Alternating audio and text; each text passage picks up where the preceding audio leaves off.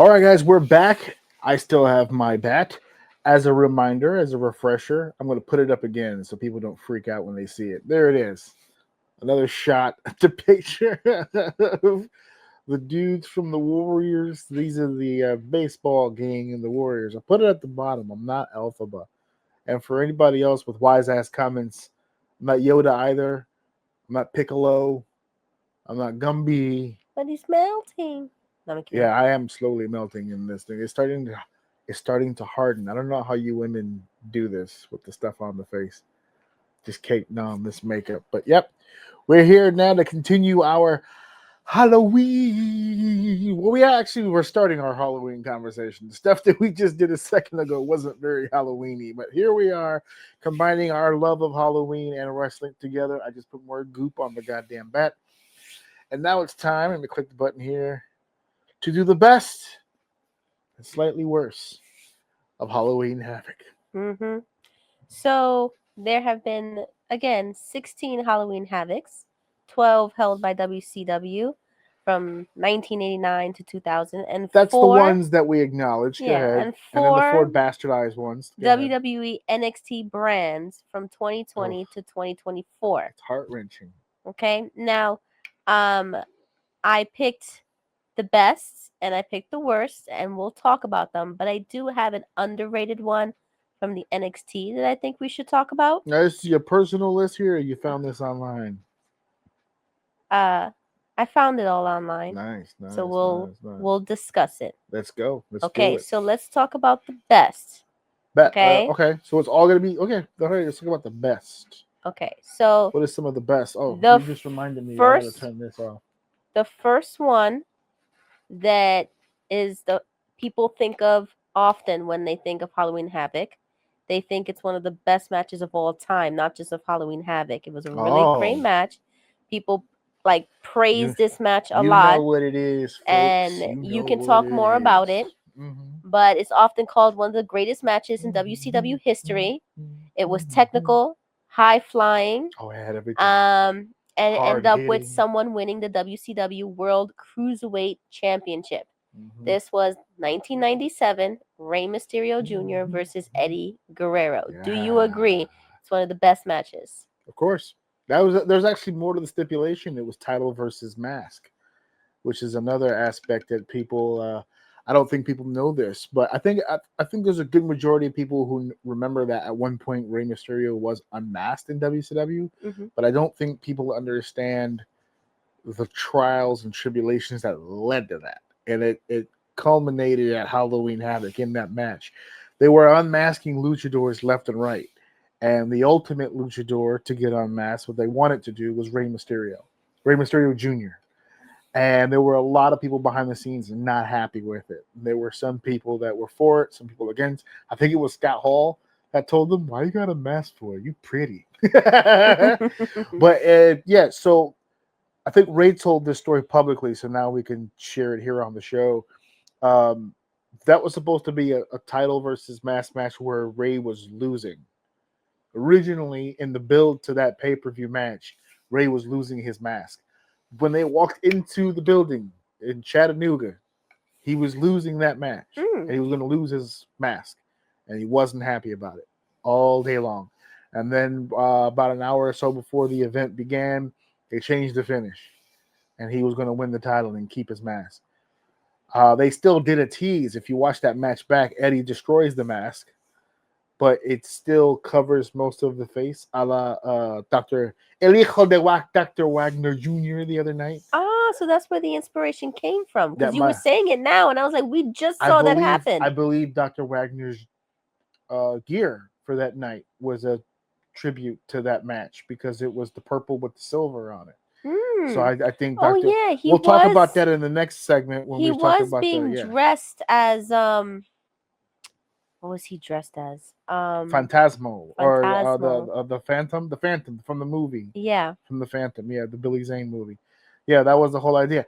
And I think he also mentioned that was the first match he had where he wore a mask that was connected to the gear. He had never worn a mask like that. I don't think he's worn it since. And the reason for that, I think he hasn't worn it since, is because he was nervous about that match with Eddie, because Eddie's style is call it in the ring. Mm-hmm. So before that match happened, he gave him the old, hey, just follow me, kid. And Ray was pissed because the gear was so fitting. It fit perfectly, but it covered his ears. He couldn't hear very well. So that's one of the greatest matches of all time, and his hearing was impaired. He couldn't hear most of it. Damn. So that's professional. That's just flowing with shit. Dangerous shit. To this day, that moonsault DDT is still one of the most beautiful fucking executed moves of all time. All time. That's an all-timer. You are correct, sir. That is an all-timer. One of the greatest Halloween Havoc moments of all time. All right. The second one that people have high up there was Ooh, Vader yeah. versus Cactus Jack, 1993. Aha. It was a Texas death match. Mm-hmm. And people consider it brutal and violent. Right. And they said it was the best example of spin the wheel, make the deal stipulation. Mm-hmm. A stipulation that Bischoff would later bring to WWE as Raw Roulette. So so Vader and Cactus, for the hardcores out there, we obviously don't have to go chapter and verse in that feud. That's one of the crazy. That's the feud where Mick lost his ear. It was against Vader.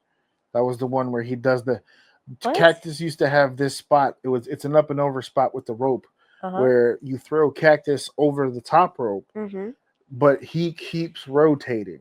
So imagine like the tip of my finger is the head. He goes over the top rope and then almost hooks it in between the first and second rope, and he turns the rope so that his neck is in between the two ropes. He gets caught. He's done that spot 1,000 times. Once he's hooked and secure, they start beating on him or whatever, and the referee helps with the rope. He slides out. It's a normal routine. This particular match was in Germany, so they used different types of ropes. They were using more steel wired ropes than normal. So he did the spot with his head, the rope hit his ear, and when they were pushing his head to get through the fucking thing, his ear stayed on the rope as he came through and fell to the floor of the ring. Oh my God. Mick still says to this day, it's a beautiful thing in wrestling. The referee saw the ear and didn't freak. He grabbed the ear and gave it to a ringside person and had them put it on ice. It's what saved part of the ear. They put it on ice so that he could take it to the hospital and hopefully get it re-sewn on. But that brutality, that incident, shit, I didn't know that. That incident with the ear led to so many more matches between them that it always felt like it could be life or death because body parts just falling off. So you're like, oh my God, these guys really beat the shit out of it. So to take it back to Halloween Havoc, in an American audience, that's part of the hype. It's like these two really try to murder they don't wrestle each other. They try to murder each other. It was an attraction. It was humongous. I didn't watch a lot of early WCW when Cactus Jack was there because they weren't on TNT yet. When Cactus Jack was there, it was early 90s, so they weren't on TV all the time. So you had to be like a fan. Like you had to know where to catch it on TV and catch the pay-per-views. So I didn't watch it often. But when Vader and Cactus Jack got together, the kids made sure that's on the television. Made sure. Yeah, we have to make sure that's on TV for sure. Oh shit, I didn't know that story. Yep, that's the infamous ear story. Damn. That's where he lost it. Against oh big my God, Von Vader. that is a moment. That is the best moment. Not for him. But definitely is for us. Definitely is for him. He credits that he still to this day credits that moment. That's what began the hardcore reputation for him. He could take a beating. He wasn't doing death matches yet. People forget that. When he was in WCW, he took a lot of punishment, but he wasn't doing the IWA, the FMW death matches with the exploding rings and the fire and shit. He hadn't done that yet. He was just some tough guy on the independents and doing WCW shows. That he did a lot of crazy spots to the floor. Like that was stuff that didn't happen back then. When WCW and him started doing more of a rental service kind of thing, that's when the real, like the barbed wire and the bed of nails and shit. But before that, the ear was the most hardcore thing at the time that he had done. And they were like, whoa, that was the beginning of a rolling ball of just torture for that guy. So for My him, God. it made him rich. Damn. He lost an ear, but he gained a reputation. For real. It's like Okay. Sabu and the torn bicep. It's right Oh. up there. Shit. Okay. You ever Sabu? You ever seen your own bicep, brother, from the inside? You ever seen your own bicep? That's a Saturday night, brother. Damn. All right. Let's continue on this positivity trail. Oh, we're still going down the best. If Let's we do call it. losing an ear positive, I still think. But okay, is Ric Flair and Sting Anything. versus Terry Funk and the Great Muta in 1989. How can you hear that match and just not assume off rip It was the that it's a banger? right. It was the inaugural Halloween Havoc, and it was in the Thunderdome. So what's that? 89, right? Something like Yep, that. 89. It was in the Thunderdome, and it was Thunderdome. considered a physical and exciting match, and it set the bar high for the rest of the matches to come. It's four of the greatest of all time in a match at the time that was a first, the Thunderdome. We had traditional cage matches at that point where the cage is wrapped around the actual apron of the ring. This is considered the precursor to like Hell in a Cell, and TNA did a Terror Dome. Is that what they named theirs? Remember that big red one that we saw? Yeah. It was like this. This was the first of its kind, where it allowed for a cage match to take place with access to the ringside. We had never seen something like that at that point. That was extremely unique. So yeah, got the ball rolling for sure. Hmm. Was that Flair? It was Flair and Sting, you said? Mm-hmm. Against Terry Funk and Muta. Mm-hmm. That's young Muta, by the way. That's not. I mean, he was still a top guy in Japan at the time, but not the legendary figure we know today. That's how he became that figure. His run in WCW. He wasn't there long, but the American audiences were like, "Holy fuck!" He was the one you see. You ever seen people now? They do a cartwheel and they hit you in the corner. Yeah, that's him. He started that. He'd give you the Irish whip, boom. He'd do a cartwheel and just fucking jig you with a fucking elbow to the fucking head. That one in remember Loki's elbow? People forget this. Remember when you were laying down and Loki does all this extra, like all that extra movement and dropped it real fast? That's Muta. He stole that exactly verbatim from Muta. Damn. All that like what was it, Jushin Liger with the Asai moonsault, the second rope to the floor. That's all that whole era of Japan. They made a shooting star press. All that stuff came from those guys. Damn. Of that era. They brought it to America for like a year and it never went away. Every white dude with athleticism from then on forward started doing shooting star presses and look, see, they're calling the cops gimmick infringement. They're out here stealing moves. All right. Yeah, that's a banger though. God damn, tag team match in the Thunderdome, baby. We've now ruined that. What? I just thought about it. We've not ruined that. Thunderdome. Isn't that what they called the screens during the pandemic? That was the Thunderdome. Yikes. They called it that. We've ruined it. We've pissed all over it. It's done and over with now. Damn. I love when you go down memory lane. It's the best and worst baby. I didn't see a lot of Halloween Havocs. Although I didn't see much of WCW. You know what? For as many people that did at the time, you would swear that not a lot of people did. But they had millions of viewers every week. The famous 82 weeks in a row that they beat WWE in the ratings. They were the number one rated program on TV. But if you fast forward to today, you don't hear a lot of people talk about WCW, which is crazy. I'm on a binge right now. You've seen it. I've been watching Gold Nitros. Great fucking stuff. I forgot so much about what happened on those shows.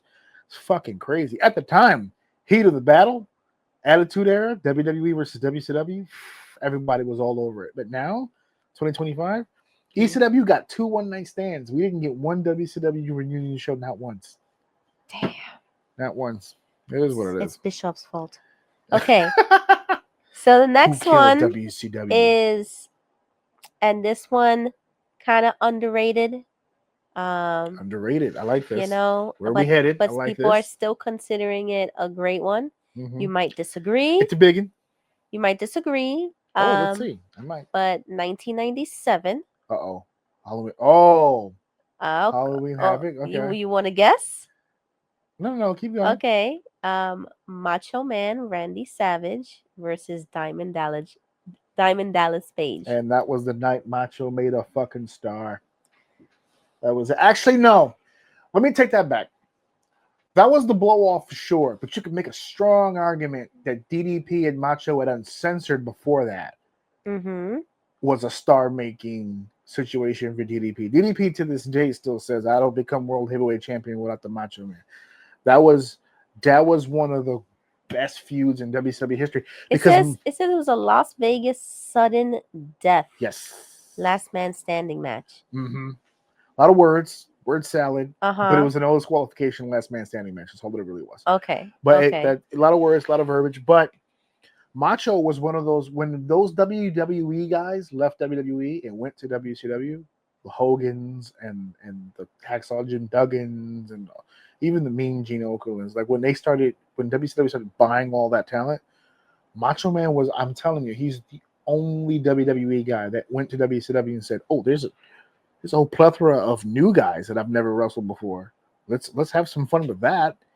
And he's out here wrestling all their faces. And DDP, at the time that he wrestled DDP was maybe mid card. He was trying so hard. This is why if Paul Green's watching this, he's gonna be pissed.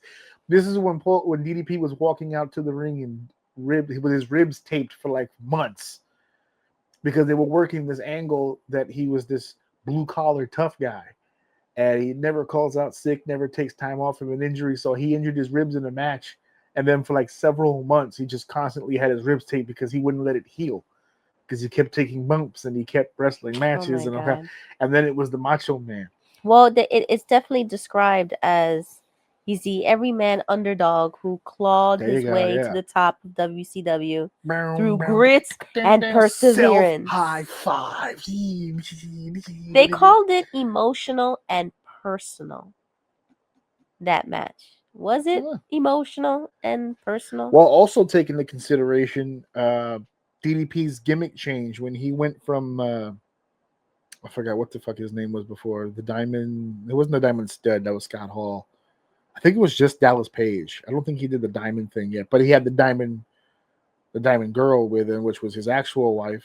Mm-hmm. And Macho, Miss Elizabeth, right? No, Macho had Elizabeth. And Kimberly was Page. at ringside. Right. So is that the personal aspect? That's where the personal aspect, because the wives got included into the feud over time. Okay. So that's where the personal stuff comes from. But their feud originated. Imagine this, folks. Imagine this. Outside the box thinking, right? You know how this feud started? DDP and Macho Man had a match on Nitro, which was supposed to be a throwaway match. Macho was in the feud with like somebody else, but it was like a throwaway match. Remember I told you, he just wanted to wrestle top guys. And I'll never forget this story because it's great. I don't know if it was Arn Anderson who told it. I can't remember. It was booked for a Nitro. It was DDP. It was Macho Man. And DDP was like, okay, well, he thinking in his head, I'm obviously putting Macho over. So how do we want to do this? Like elbow? Like, how do you want to do this? And I'm going to butcher it, but I forgot who was booking at the time. They had come up with a finish. Macho was, oh no, what's going to happen here is that we're going to get right in the middle of the ring. DDP is going to give me that diamond cutter. It's going to be 1, 2, 3, lights out, brother. That's it. He's like, what? DDP is just going to beat me with his finish. That's it. Done. And they're like, what? And that's what set off the whole feud, because Macho, as a character, prides himself as an individual that doesn't dodge fights or dodge, heat from people. Like, he's a macho man. He'll fight the whole goddamn world. Doesn't matter. He had his eye off the ball. He was looking at someone else. He was focused on other things. And he took his eye off the ball and he got beat. That pissed him off. And that made him solely focused on Diamond Dallas Page. Because now I've got to get my win back. This is bullshit. And they just traded back and forth wins. And that was you talking about feud early with Cactus and Vader? Sweet baby Jesus. So that's the feud, but is that this match? I could make an argument the uncensored match might have been a little better, but this was dope. This was good. They had bangers every time. Because this was saying that, like, Macho Man made DDP look like a megastar. He got but him that over, the yeah, ending was because it's still Mach. a little funky. Because it's still Macho Do you Man. remember the ending? I don't recall. It the said ending. there was a fake sting. Oh yeah, A fake sting was revealed as Hollywood Hogan. yeah. You know, and that slightly diminished the match, but the beginning was hot fire. Well, that's more of the political game. So what happens is that Macho wants to get DDP as over as he can, but he has to do it within limits because he's still a main event guy. And yeah, and that kind of leads to the worst. Talking Uh about oh. Hollywood Hogan, Here we you know, go. kind of leads to disaster. But I don't want to leave out one match. One match. Okay. Okay, so you know, I saw that NXT had Halloween Havoc, and I was like, has there been any notable, you know, matches that has occurred in NXT for Halloween Havoc? Oh boy. And then you And said no, and then you went about your life. no, I went, I'm gonna find one. Okay, you were on the hunt. I was on the There's hunt. 4 of them. There's gotta be one. Okay. Okay. Now, the one I chose. I think I know which one you chose. Go ahead. Oh, you think? Let's play the guessing I may game. be confusing my pay-per-views. Was it a 4-way? No. Okay, then I'm thinking I might be confusing my pay-per-views. Go ahead. Darn it! But did you come up with a better one than I did? No, I don't think it was at Halloween Havoc. That's what I'm wondering. You can think. I might have been confusing it with the Great American Bash match they had. Okay, well, but I have to set the scene though, because this was a pay-per-view during COVID. Oh no, the zombies. What? I think that's the pay-per-view that had the zombies on it. I don't know. Okay, so that means it's not only during COVID. It's not where there was some people and then no people because they were skipping seats. It was no people. Right.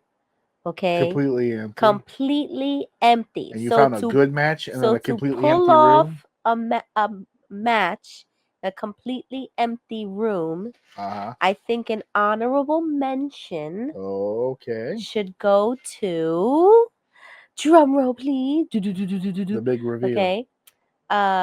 Rhea Ripley versus Raquel Gonzalez. I don't remember that match at all. No, but I'll not take at your all. word for it that it was dope. Those are 2 dope talents. They were saying that the chemistry between them was magnetic.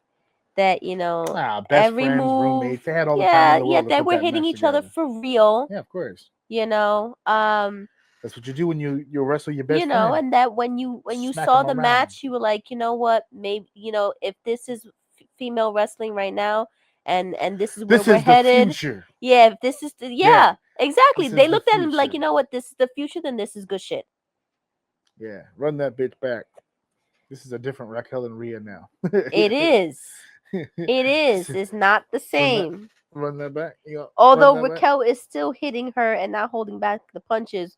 Matter of fact, she's throwing real people at her and breaking noses. Okay. You ever beat a motherfucker with another motherfucker?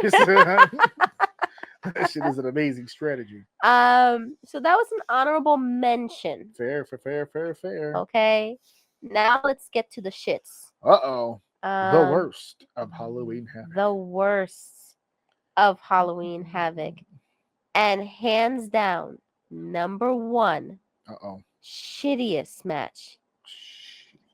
Actually, no, because you just showed me one. And now I highly doubt the number 1 is actually the number 1, because the one you showed me was complete shit. Hold on. I'm going to have to rework this. Okay. So before we started, he had to show me a clip. He had to let me witness I wanted her to have reference. How shitty it was. He needed this shit to be fresh in my head. Okay? And he showed it to me. Fresh. And I'm like, you know what? I think this might be the shittiest one. Hulk Hogan versus the Giant, 1995. The sumo truck match, son. Now, me looking it up, I don't know that it's a sumo truck match. You had to show me. You have to see it to believe it. Yeah, exactly. And so I saw it, and I still don't believe it. And I don't even know. Explain how you explained it to me. You set it up for me, and then the ending was just so anticlimactic. Yeah. The way you were explaining it to me. So, okay. So the sumo truck match is they were doing this program between Hogan and the Giant. Mind you, the Giant, Paul White, no previous wrestling experience before 1995 when he came into WCW. None. His first experience was becoming world champion by beating Hulk Hogan, like nothing, like straight to the top. And they were doing some sort of tie-in promotion with the monster truck people. And so they had a Hogan monster truck and they had a Dungeon of Doom monster truck, and the two trucks were welded together at the grill. So they're facing each other. And the idea is they're on top of this really big building with a circle, like a sumo ring on top of it, with the two trucks right in the middle.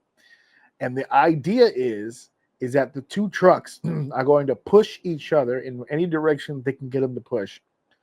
And the match is not over until one truck has completely removed the other truck from the circle, and they specify, we just saw the clip, that's not one set of axles, that's two. That two axles, all four wheels have to be outside the circle for it to be a win. And the idea when they booked it and they promoted it was that there would be some sort of confrontation or a match or something that's going to happen after the cars. What they ended up doing was the Giant loses the truck push, right? By the way, it's hilarious because the camera inside the truck and you just see them moving the wheels all crazy. And so the Giant's pissed that he loses. He comes out of the truck. He kind of walks Hogan down. They get near a wall, and it looks like they're going to throw each other over, or one's going to throw over. For some odd more reason, instead of just using the wall, they both decide to stand on the wall. And then Hogan and Giant are scuffling, and then Giant falls off the wall. And the whole time they've been shooting this is literally above, like several floors above the ground. And Giant falls off. Hogan freaks out. He thinks he just caught a body. So he just starts screaming, "Help! Oh my Help!" God. And then the camera shot doesn't show the Giant, but it shows water. That apparently he fell from a high distance, but into water. He So looked frightened in the to truck. be continued. He looked frightened. He looked scared to be in that truck. It was amazing. Okay? It was amazing. It was terrible. I actually don't remember And I watching that live when it happened. I do remember hearing about it and seeing some of the clips on Nitro. I obviously didn't watch that whole pay-per-view, but I remember them talking about it. So when you remember in the old days when they were, because when they had a pay-per-view on Sunday, they usually had a replay on Tuesday. The reason for the Tuesday instead of back-to-back is so that you could have the pay-per-view on Sunday. Then the people who are watching Nitro for free will come on, and they could push for 3 hours. You got to see this pay-per-view. Come see it tomorrow night on the replay, and then so it's an opportunity to promote it one more time. So when I saw it live, I didn't see the pushing and the pulling and the grimacing and I just saw pictures. They did like a slideshow of pictures, so it looked crazy. You're like, this is insane. But then when you watch it, you go, okay, yeah, it's insane, but like on the opposite side of the spectrum, I know. this is crazy. It's considered the match that fans wished they could forget. Yeah, unfortunately, I don't have a memory of it up until recently when I just saw it. That's the reason why I showed it to her. Because I'm watching Nitro from the beginning, and this is one of the earlier Nitros, 95. So I had seen it recently, like the other week. So when you brought it up, I was like, oh my God, yeah, we have to do this. We have to talk about this one specifically. This is bad. Okay, the next one, again, we have to thank our dear old help Hulk Hogan Help. versus the Warrior. Conan. 1998. Okay. Widely considered one of the worst matches of all time. And this was a rematch. Yeah. And it's considered, it said it was filled with a nonsensical promo from Roddy Piper, that there was overbooking, and there was just, it was a poor quality overshadowed everything in this match. Yeah. This was, let's say this cash grabs. This was a cash grab. Hogan and Warrior never got along. Ever. Even going back to their infamous whatever WrestleMania 6 match or whatever, they never liked each other. This was an opportunity to stick it to Vince, put on a major league pay-per-view with two former icons of WWE, and the whole "it doesn't work for me, brother." Well, Warrior was also like, "Hey, well, that shit don't work for me, brother." And as much shit as Hogan has talked over the years, he's not exactly known for his physical fighting ability. He's been intimidated on quite a few occasions by people. That's why I've never liked Hogan. And Warrior's one of those Reminds people. me of somebody else that has no wrestling ability And talks. and is overrated. Oh God, here we go down that path. You know, actually, kind of funny. He, the one you're talking about subliminally, used to get a lot of comparisons to Warrior during that. What, Warrior To or Hulk? To Warrior. No, Hulk. Because of that shock and awe value with the not really being able to wrestle. They thought he doesn't wrestle well, but for some reason there's that one section of people that really like him. That's what Warrior is to get. When I was a kid, if you were a Warrior fan, you kind of almost got picked on because it was just like, he doesn't like the one who does all the screaming and the weird with and the vapors and the winds of Jupiter and the moon and all that. Like, what the fuck is happening here? He was Bray Wyatt before Bray Wyatt was cool. Well, Bray Wyatt would just come out and say nonsensical shit. That's the same shit Warrior used to do. He did it here in WCW. But Ultimate Warrior. What does Roddy Piper have to do with it? I think he might have been the ref. Another little inside deal for those of you out there who don't know. Ultimate Warrior did a lot of stupid shit in WCW, but there was one thing that he was a part of that ruined something else that didn't involve the main event scene. Ultimate Warrior, by accident, ruined the British Bulldog's career and eventual life. He killed himself after a while. And he didn't intend to, but it's funny how things happen. So the screw job happened in 97 in Montreal. Mm-hmm. So Brett left. When Brett left, so did British Bulldog. Mm-hmm. And eventually I think Jim Neidhart went too. And they went to WCW together. Owen stayed for several reasons, which ended up costing him his life as well. But British Bulldog, the reason how he ties it is the Ultimate Warrior. I don't know if it was his debut or one of the matches or whatever. They did a deal where they put a trap door in the ring so that he can come through the trap door and appear in the ring as some sort of like special effect. Uh-huh. But whoever put the trap door in didn't pad the trap door. So right in the middle of the ring, where everyone works, is a big metal door as opposed to the ring, like the wood and the plywood and the foam. Mm-hmm. It's just a metal door. So Bulldog's having a match earlier on the card. He took a backdrop and landed right on the metal door and broke his back. He never recovered. He continued to wrestle. He rehabbed. He even went back to WWE, but he was never the same after that. That injuries would led to the painkillers, which led to the alcohol, which led to the domestic violence, and eventually led to the suicide of the British Bulldog. So the Ultimate Warrior is fucking people up left and right, even if he wasn't really trying to. Damn. Yeah. But this is Halloween. Ooh, spooky. Oh my God. It got dark. I'm just For saying. real. Well, let's get darker. Let's get darker. The 1991 Chamber of Horrors match. Okay, I was gonna bring that up as an extra. Oh, you were. That was the one. Extra. That was my extra. Okay. Okay, so does it have a description there? Okay, so they described it as a very unique match. Oh yeah. However, it was a logistical nightmare. Okay. Yes. So now you explain to us how nightmarish it was. Okay. This is gonna be quick, but it's gonna be embarrassing. It is 1, 2, 3. Okay, it's an 8-man tag. It's Abdullah the Butcher, Cactus Jack, Vader, and the Diamond Stud, which was Scott Hall. El Gigante, later known as Giant Gonzalez, Sting, and the Steiner brothers, Rick and Scott. Right? It's an 8-man tag, but it's taking place inside of a cage. Inside the cage, in the middle of the ring area, is a chair where they're going to tie some. This is the objective of the match. There's no way around the chair.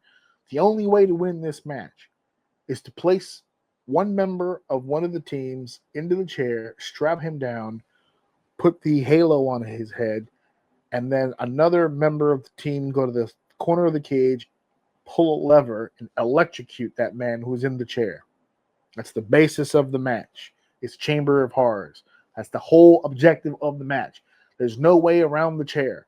There's no pinfalls. There's no submissions or disqualifications. Nothing. The idea is put a man in that chair and pull the lever and fucking electrocute him. Now, as far as the logistics go, this is why this thing went off the rails, and it went off the rails fucking fast. First and foremost, where do most wrestlers tend to work their matches? In the middle of the ring. Well, in the middle of the ring is a goddamn chair. So they had to work around the ring. Around the chair, around the ring. They had to figure out how they're going to make this stuff work.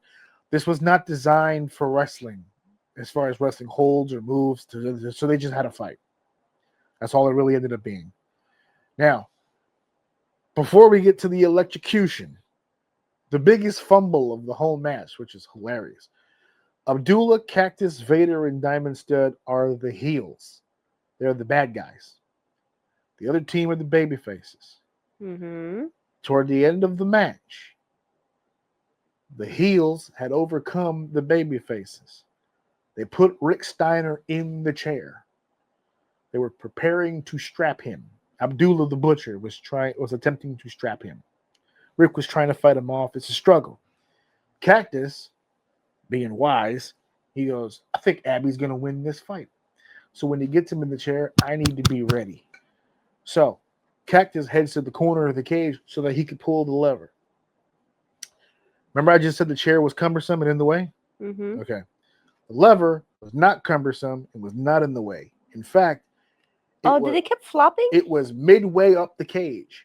So in order to get to the switch, you have to climb the cage a few feet to do that. Uh-huh. Now, as Abby and Rick are fighting in the chair and Cactus is climbing the cage, the lever falls down on its own. Because of all the friction from the cage, the lever falls. So Cactus is in a panic. Because that should symbolize the end of the match. He should be getting electrocuted right now, but nothing's happening. So he starts to climb. You know, Mick in cages, they take a minute. He's trying to get up there as fast as he can. Now, the spot is supposed to be when Cactus gets to the lever, he's going to gloat, sell to the crowd, but he's not looking behind him. So as he's gloating, Rick's going to get out of the chair, switch with Abdullah. He's going to put Abdullah in the chair, strap him, put the halo on, and back up. So when Cactus pulls the lever down, Abdullah's going to get electrocuted, which it all did happen like that, but it happened like this. Flair and Abdullah do the old switcheroo. He straps him to the chair. Cactus does the whole cell job, but as he's looking up, he realizes the fucking lever has fallen down.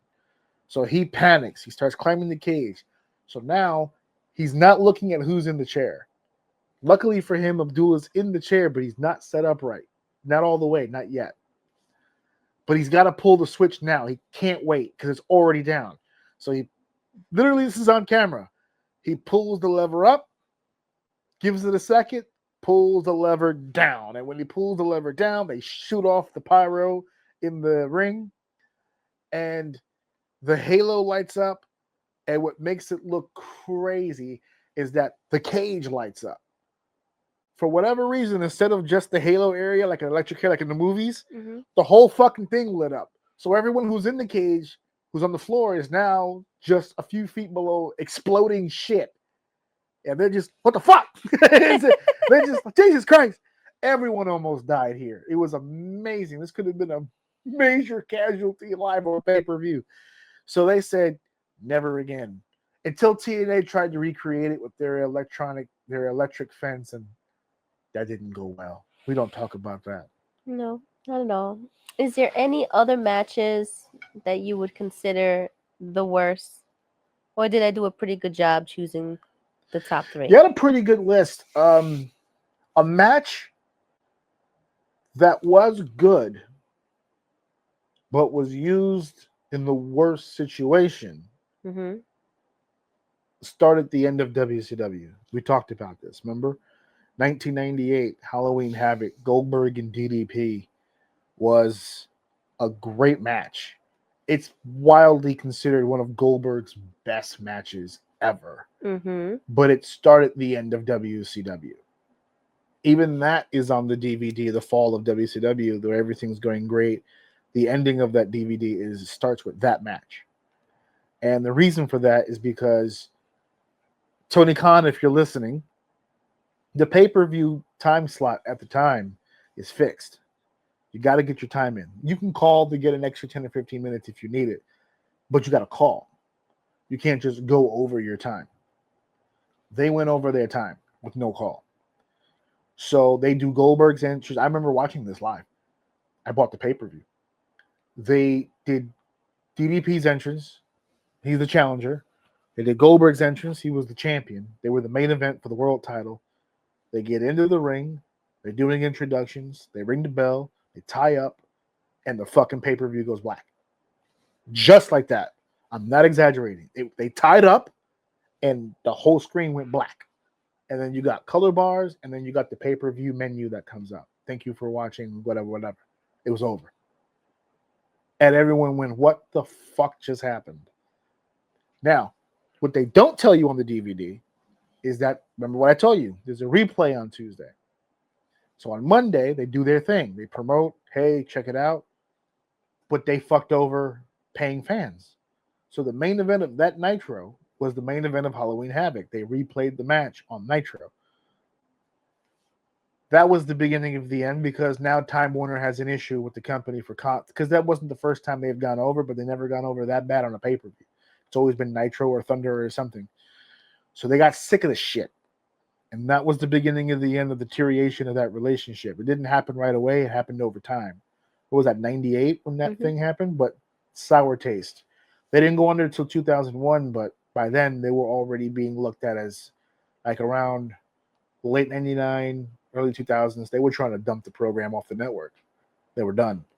So good match, but worst case scenario for a company like that. That was just terrible. That was the pay-per-view when everybody went over on their time. Yeah, everybody. Yeah, it was AEW before so AEW was cool. it was a production. What made that Halloween Havoc the worst was overall production. It wasn't. I wouldn't say production because production to me is the overall technical side of it with the cameras and the person in charge, leadership. Yeah, that's where it was the time. Everyone was taking too long to get through the shit they got ahead to get through. Everything filmed correctly. Everything worked properly. There was no real technical issues. It was a error. And what year was this? That was 98. Oh, that was the Hogan and Warrior. They probably took too long. That might have been it. Is what it is. That was the beginning of the end after that. One thing I will say before we move on from the Halloween Havocs, though, from the thing, the reason why I think it was a lot of people's favorites, that set, the entrance with the big Halloween Havoc pumpkin and the Halloween get up with the lights and all that other shit. We were laughing. We're about to talk about the NXT Halloween right now. We were laughing at that setup with the spiders on the screen and the cobwebs and shit. But the Halloween Havoc set from way back when, crazy. People used to go gaga. When they put it in the games, where you could use the WCW Halloween Havoc set in the video game, every custom room, every custom match you go to on the game when you play online, it's all Halloween Havoc. Everyone goes back to Halloween Havoc. That was one of the best fucking...